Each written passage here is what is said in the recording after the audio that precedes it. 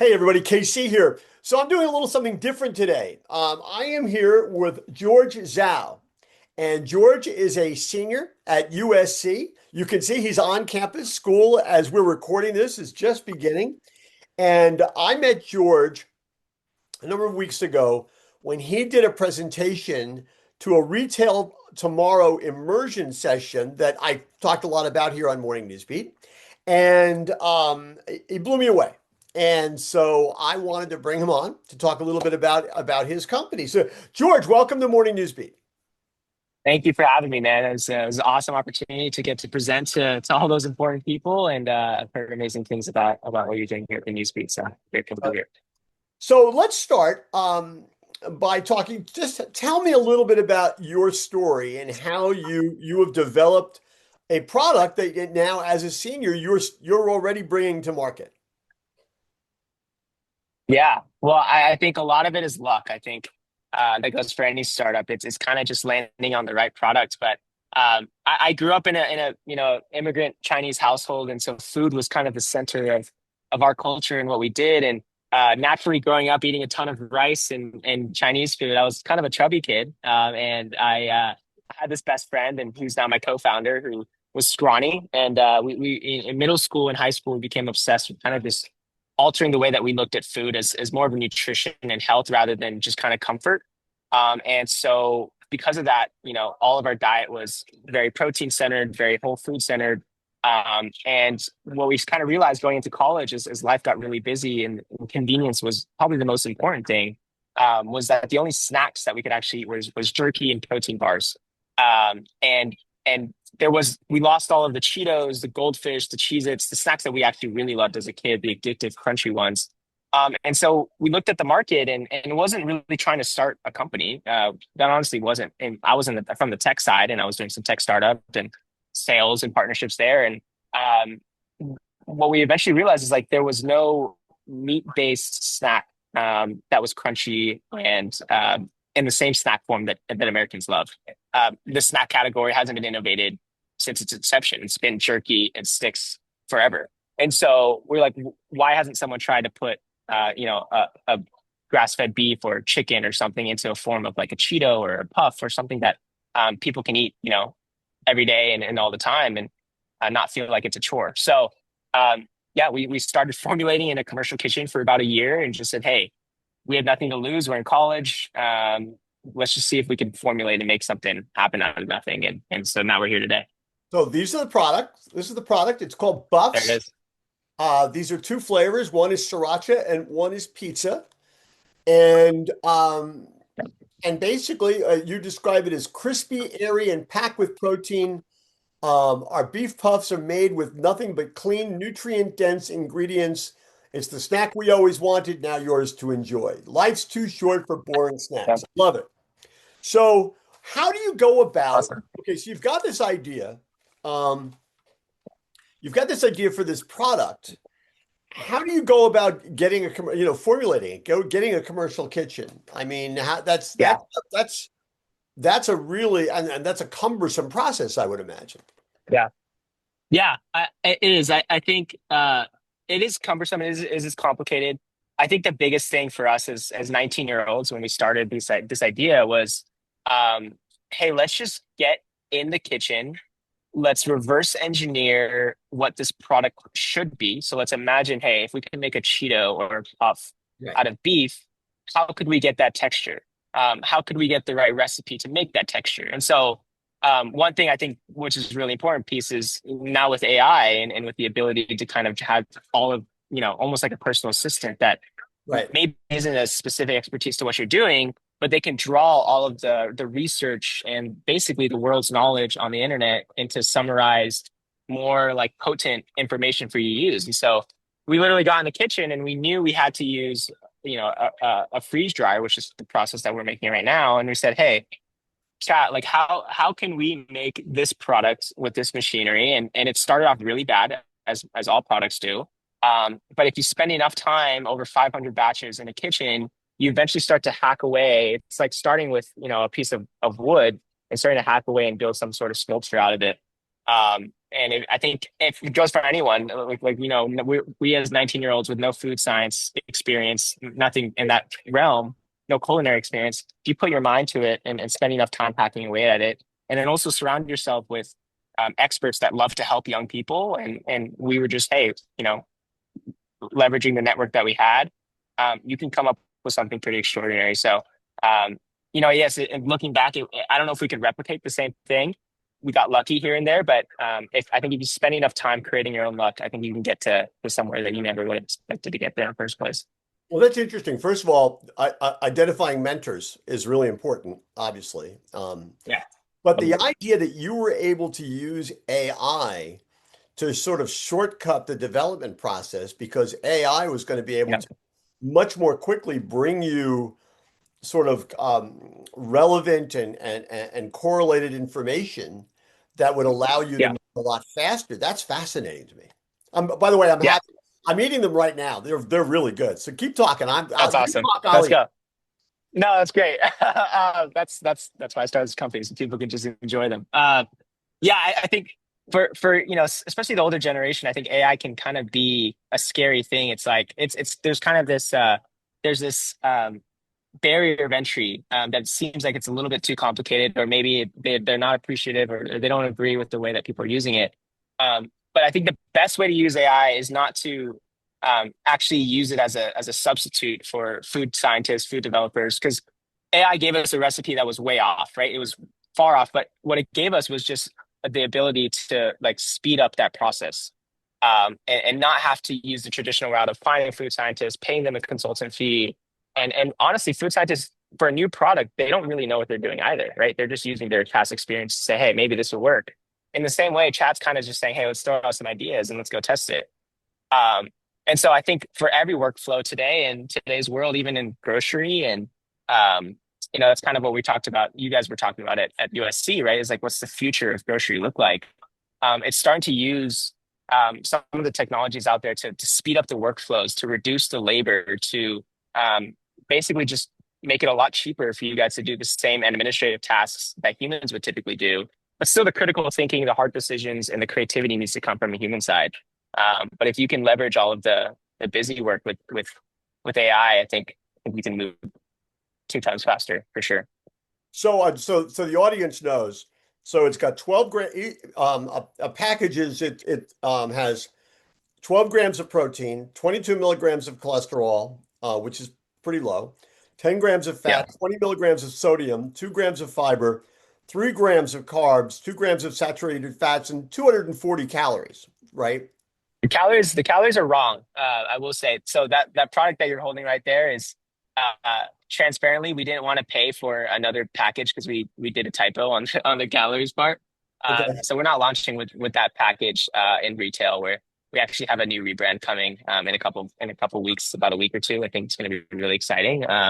But the calories is more in the 160 range Okay. per unit. Gotcha. And again, Yeah. it's in this particular one, which is the pizza flavored one. It's grass-fed beef, egg whites, bell pepper, jalapeno, garlic, onions, organic tapioca, organic avocado oil, sea salt, and sriracha seasoning. There are Yeah. no ingredients in here that I can't pronounce and that were developed in a laboratory. Yeah, yeah. The sriracha seasoning is also wrong. It's actually pizza seasoning. It's actually Oh, just tomato that's sauce. right. So Okay. tomato sauce, oregano, and Parmesan. But yeah, we actually just I think part of the charisma and the charm of us as 21-year-old founders who just are obsessed with health is that we just formulated ourselves. There was no like, hey, let's bring on a food scientist to put in these ingredients and make it all commercial. It's like let's just see if we can make it out of the kitchen ingredients that we had in our fridge. And it's just how it's formulated, and people love that it's clean and they know the ingredients, and it feels like they're kind of taking you know a grocery list or a grocery haul of whole foods and clean ingredients and stuff that nature provides and putting it into a snack form. And that's kind of the goal that we want to do with our company in general, outside of just buffs. It's like how do we redefine the way that people consume animal protein in the cleanest form possible? Well, I would imagine this will have a lot of appeal for people who are on GLP-1 drugs, the Ozempics and those kinds of things. Totally. I mean, Yeah. I'm one of them, and so Okay. you're looking for products that are sort of that are clean, but they're Yeah, tasty, right? And yeah, it's yeah, so I think it's going to have a lot of appeal there. So how long did it take you from the moment you started to the moment where you tasted it and said, okay, we got it. We're yeah. pretty much there. How long did that take? Good question. We started, so in October 2023, we came up with the idea. Uh, we were sophomores in college, and so we tinkered with it for another 3 months, kind of just like texting back and forth, making some calls here and there, and saying, "Hey, let's do some research." We ended up doing our first batch in December of that year, and then all the way until August of the next year. So we spent about 9 months. I had to actually fly out to Dallas a couple of times in the semester and spending our own cash. And as a college student, we probably put in around 5 to 10K each, which was a lot of money at the time. So it was kind of scary. And we just got in that summer of 2024, we just got in a commercial kitchen and we spent every day there for about 6 hours doing a bunch of formulation trials, getting results, seeing what works, what didn't work. If we changed different ingredients, what would happen? And by August of that year, we got to a product that people were really excited about. And from there, the challenge was how do we make this at scale? How do we build? How do we find product market fit? And then how do we raise capital to bring us to where we need to be? You've anticipated my next question. So, and by the way, Yeah. I love the poetry. It took you 9 months to give birth to this product. I mean, there's something nice about Perfect. I didn't even realize that. Yeah. No, that. it is our baby, so it does make sense. Okay, so talk about going to scale. Talk about Yeah. manufacturing, and then Yeah. and also talk a little bit about fulfillment because I would, Yeah. to when you if you once you start getting orders in, people expect you to deliver Yeah. products. How does that work? And how are you? Yeah. What is the sales process like? Are you using brokers or what are you? How are you getting out there? Yeah. Well, I think for us, it's first of all, it's starting with the direct to consumer approach. For us, um, we're lucky. I think a lot of products don't work on the direct to consumer approach because they're heavy to ship. For example, drinks, beverages, frozen stuff. It's easier to go retail. But for us, our product is so light, and it packs such a punch, right? Compared to jerky, it's ton of water. There's a ton of, it's just heavy, right? It's a heavy product. For us, it's like very light. You're almost shipping air. And so we're going to start D2C because we know as we go into retail, if you go into retail, kind of just assuming people to know your product, buy your products. And for us as a new category, right, we're creating the beef puff, the first meat-based puff. Um, it's not it's unreasonable to expect that consumers would take that risk and buy it off the shelf right off the bat. And so if we build a strong D2C channel on Amazon, e-commerce, TikTok shop for a couple months, and then obviously launching into some retailers we'll talk about, but um, we can expect some high velocities coming off the shelf. And I think what's exciting for retailers is we're bringing a new consumer in there, right? We're bringing a consumer that typically wasn't in the meat section before, or they weren't in the puff section, but because there's this new offering that combines the best of both worlds, um, we can expect to build that community before we go retail, and then once we are in retail, we can expect some strong velocities, and that's I think that's the winning playbook. Um, and so on the commercialization side, obviously it's difficult to find. This product's never been made before, right? There's no production line out there, co-man, that can make this product. And so we brought on our who is now our head of ops and manufacturing, who used to be at Chobani and was chief product officer in like Kettle and Fire, this bone broth. We brought him on to basically commercialize our product and find the right production line manufacturing partner to make this. And it's good and bad. The good part is we can build some IP around it, and we have kind of a moat when it comes to the only US manufacturer that can make this. And the bad part is it just takes a long time. So since we had the product in October or August of last year, it's been a 6, 7, 8 month process of finding, commercializing the product, finding the right, ingredients at scale, also changing the ingredients a little bit so that it works, for COGS and margin, and then also building out the production line with the right co-man. So we're getting close. I'd say we're about 2 to 3 weeks away from securing that production line and starting to run some test trials before we launch in November of this year. And yeah, it's like it's one of those things where if it weren't for the talented people and expertise around us, we wouldn't be able to do. But we're grateful to have some amazing partners doing that for us. Did you have to bring in outside financing, or have you been pretty much able to do it yourselves? Yeah, we raised an angel round. We raised around 300K. So some friends and family, and then some angels in the space that are excited about the product, and that's allowed us to it is expensive to do R&D and develop a product that's never been made before. It's a novel product, so um, that's been awesome, and we've been grateful for the support that we've gotten. Good for you. It's so impressive. The Do you see how many flavors are you coming out with initially? I have two here. What do you Yeah, how we're many? planning with three. Um, we actually, I think it's still a little bit anticipation of what that those flavors would be. We're planning to launch with a cheese flavor, so it could be a pizza or it could be a cheddar.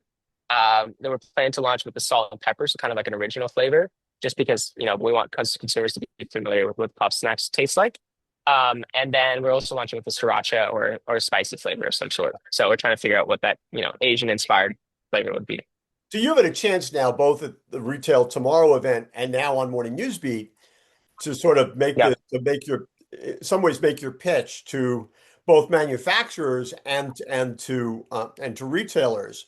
So if you yeah. get some interest, are you prepared to start talking to about fulfillment on the retail side? Yeah, totally. We actually, just had last month, or not last month, probably 2 weeks ago. Um, we're starting to onboard with Bristol Farms. So we'll launch in kind of the SoCal region there, and like we said, we want to start B2C. So I don't think there's a rush to get into retail. Um, what we want to do is just build a really strong community and brand, so that when we're in retail, it's we're bringing in consumers rather than taking market share, taking like shelf space, right? We're bringing new consumers for retail, and so like the production line will be ready in 2 to 3 months. Our MOQs are pretty substantial. I don't think we're going to go into some of the bigger retailers. We have some big interest from some. I won't name drop because I don't know if there's any confidentiality to it. But some of the bigger retailers have already expressed interest to put our product on their shelf and do some innovation sets. But we're holding off on it until we can be confident that the velocities and the community that we're bringing into the retail stores are going to be awesome. So um, we'd love to entertain conversations. Please reach out. Love to have kind of it's a relationship build, right? Like I think it's we want it to be less transactional. We want it to really benefit the retailer as well as like, hey, we're bringing new consumers, we're bringing a new product to the aisle that can really drive some some traffic. Yeah. Well, and I'm just sitting here watching. I mean, you're coming to us from the campus of USC. It's a Yeah, gorgeous day there. I'm watching all yeah, these people behind you, and I'm thinking these are all potential customers. This is yeah, and if we're thinking about what the food industry looks like, both at the menu on the supplier, food side as well as on the retail side, yeah, companies have to figure out how to appeal to all those people who are walking behind you there. And I think yeah, that's the kind of thing that makes a lot of sense. yeah, totally. Yeah, I think we're at the right time too. I obviously everyone knows protein is the biggest buzzword of the last 2 or 3 years for retail and CPG in general, and it's not going away, right? What it actually is doing is it's what we believe is the future is a transition from how much protein can we consume to what's the source of protein, what's the quality of protein. We know that every product now is putting protein into their product. They're just adding whey, they're adding, pea protein, whatever it is, those cheap sources of protein onto the product so they can make a claim. Consumers we're seeing now is shifting to like, hey, how do we get more naturally sourced protein? How do we get protein with the full amino acid profile that's actually bioavailable? And that's really key for our product is like, hey, we're just taking nature's best protein source, which is animal protein, and we're putting it into the snack that we loved as kids that feel guilty to eat. And I think that's why the timing is perfect as well. Yeah. So, okay, I'll put it in the text version of this, but give everybody your email address and your website so if they know where to find out about you. Yeah. So our website is eatbuffs, EATBUFFS.co. And then my email is George at eatbuffs.co. Gotcha. And again, I'll put this information on the website. I have one last question to ask you. Yeah. So you're 21 years old. You're launching your first company. You've done this as a student, and you said you didn't come to this really as from an entrepreneurial bent. There were different passions driving you. Yeah. But now that you got a little bit of a taste of being an entrepreneur, Yeah. First of all, is that as addictive as you're hoping Buffs will be? And you know, how many companies would you like to start in your career now that as you That's a great question, Kevin. Yeah, I will say, I think it's easy to get in over your head on, hey, I'm a CEO and I have raised money and people are always congratulating me. And I'm a very faith-based guy. And so I think the best people to work with and the best people that are always the most successful are the most humble people. And so for me, the entrepreneurship thing it tastes addictive. But what's more is that I have this passion of like, how can I change the way that consumers or Americans actually just consume products and are healthy. And because I transitioned from a fat, chubby kid who was insecure about the way he looked to a kid that was proud and confident. And I feel like everyone should feel that transition. If not a transition, at least be able to live out that confidence and also continue to enjoy food because I think God made us enjoy food for a reason. So it's addictive and like I said, me and my co-founder we're best friends, and so it's been a joy being able to grow a company with your best friend. And um, hopefully there's a successful outcome for Buffs, and we grow what we want to be as like kind of redefining the way that meat snacks look. But the second that company is over, we're just going to start the next one because it's just fun. Like I just enjoy building. Um, I don't enjoy um, I don't enjoy building something for something that I don't see an immediate impact for. And so I think consumers eating is the most immediate impact because it's either a smile or it's a frown face, right? On if it tastes good or not. So that for me is the addictive part. It's just being able to see an immediate impact in people's lives. And I could see us building many companies after this. And it's not about, how many companies we can build. It's just like how much of an impact we can make on people's consumers' lives. well, George, I say this as somebody who is well, all my kids are a lot older than you, but as a parent, man, I'm sure your folks are just incredibly proud of you. I'm proud of what you're doing. Um, the product Thank you. again, or they're called Buffs. They're terrific. We'll put contact information on Morning Newsbeat, and I just hope you have the greatest amount of success because I think you're terrific, and I think Thank you. terrific. So good luck to you. Thank you. Thank you. I appreciate the time. Okay, everybody. And listen, for Morning News Beat readers and viewers, check in with George. I think it's a really interesting story and a really good product. That's what's on my mind today. And as always, I want to hear what's on your mind.